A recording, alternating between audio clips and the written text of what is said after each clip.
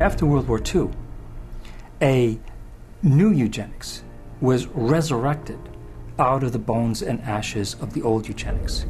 The eugenics movement has been at the forefront to establish a new scientific racism that justifies oppression and exploitation and racism.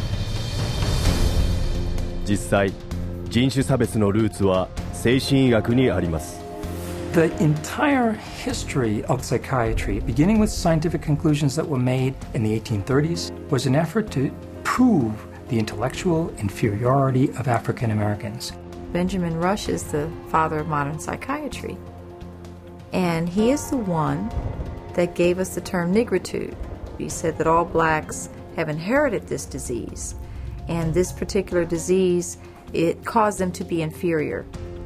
In addition to that, it was the reason why it was very important that blacks remain segregated and separate from whites so that whites did not inherit this disease. ラッシュは黒人性はハンセン病の一形態であると主張し、医学的必要性から人種差別を正当化しました。それは奴隷制を継続させる根拠となりました。The fact that you have brutalized a whole group of people had nothing to do with that. It had everything to do with some genetic link and that basically you were just a diseased person, so when a slave master wanted to get rid of a recalcitrant slave, they could just say, oh, well, they're suffering from this disease. Drapetomania, that is the name of the mental disorder that was contrived by Samuel Cartwright, who said that blacks have a mental disorder if they had a desire to run away from slavery. Running away became such a common problem that psychiatrists attempted to give that a disease. He says, but that's a cure for that. And the question was, well, what's the cure for that? Frequent whippings, frequent whippings. You'd be surprised how that disease clears up when the lash is put in place of their excuses. 奴隷制が廃止された後も精神医学による人種差別は継続し、さらに強化されました。アメリカ精神医学ジャーナルは、野蛮人や人食い人種の末裔である黒人は高度な文明に適応していないと公式に宣言しました。また優生学というエセ科学は人種差別的な活動をエスカレートさせました。There is a clear and long and intimate connection between the eugenics movement and the Ku Klux Klan. Harry Laughlin, who was the Carnegie Institution's director of the Eugenics Record Office, had a close relationship to the Ku Klux Klan through the publication of a book called White America, which was written by a major Klan leader. So Laughlin wrote a glowing review of the book in the Eugenics News.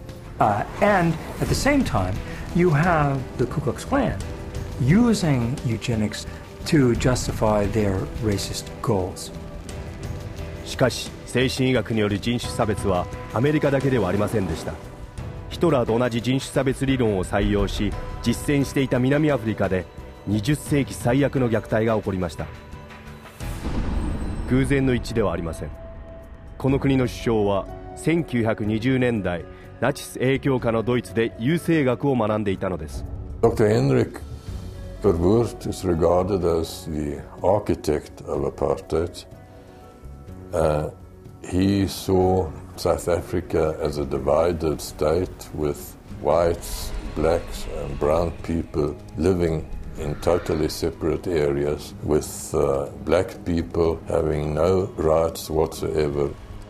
アパルトヘイトが実施され、精神病院が国中の至るところに設立されました。実際にはそれらは強制労働収容所だったのです。These places operated under a private company by the name of Smith Mitchell and Company. They were saving money through the cheap accommodation for psychiatric patients while making massive fortune out of money that Parliament had appropriated for medication. So it was a corrupt system.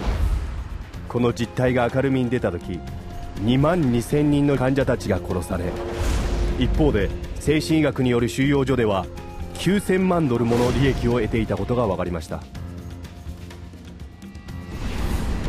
世界保健機関の報告書は精神医学が人種差別を助長したとし、それらの収容所は奴隷の所有や売買に類似していると述べています。1972年、アメリカの精神科医ルイス・ジョリー・ウェストは人種差別主義の遺産を受け継ぐ嫌悪療法の実験を密かに行いました。これは暴力センターと呼ばれました。政府資金による彼の計画とは、黒人やヒスパニック系の男性の脳に電極を埋め込み、彼らが何らかの暴力的な行動を取るたびにショックを与えるというものでした。それでうまくいかなければ薬物で科学的に虚勢するのです。ウエストの人種差別的な提案は大衆の怒りを買い、計画はすぐに中止されました。精神医学の人種差別は勢いを弱められましたが、彼らはなおもそれをやめませんでした。1994年、心理学者のリチャード・ヘンスティンはベルカーブという本を共同執筆し、黒人は遺伝的な障害者であり、白人より劣等であることを証明したと主張しました。 The bell curve really argues a very old eugenics idea. It argues that people are born with different kinds of intellectual abilities, that these are inborn pretty much at birth. It goes back to the notion that somehow black people are genetically and biologically inferior to white people as a way to justify what was really its programs of social racism and social sexism. And you see that kind of thinking going on in public school testing and IQ testing and educational testing and tracking. And this new tool fit into that old mold. It was a new tool that could prove the intellectual inferiority of African Americans. The psychiatric profession has done great damage, certainly in the past, and far too many in the present, too, to subvert democracy and perpetuate racial stereotypes, even more, deep racism in society. We have to battle against this continual misinformation, disinformation, pseudoscience. It can be repackaged in whatever form or format it is. But if it is based solely upon the color of one's skin and then is the merit of that human being, I just reject it. こうして今日もなお、エセ科学による嘘に助長された憎悪の炎が燃え続けています。これが人種差別と政治的な抑圧を正当化している精神医学の遺産なのです。